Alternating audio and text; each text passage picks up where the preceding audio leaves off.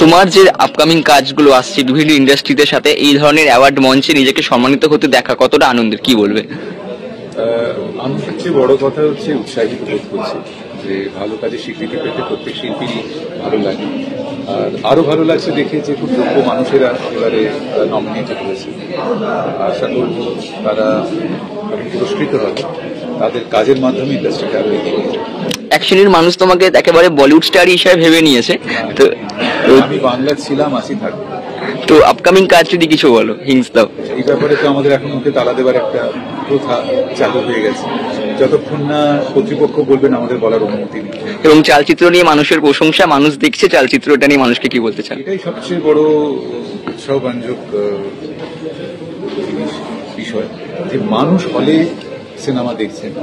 এইটা মাঝখানে একটু হলেও কমে গেছিল, কিন্তু এখন মানুষ আবার বাংলা ছবি দেখতে হলে আসছেন। শুধু আমার ছবি নেই, সবার ছবি দেখছেন। এই শীতে তো 4টি ছবি রিলিজ করেছেন, 4টি ছবি মানুষ হলে গিয়ে দেখেছেন।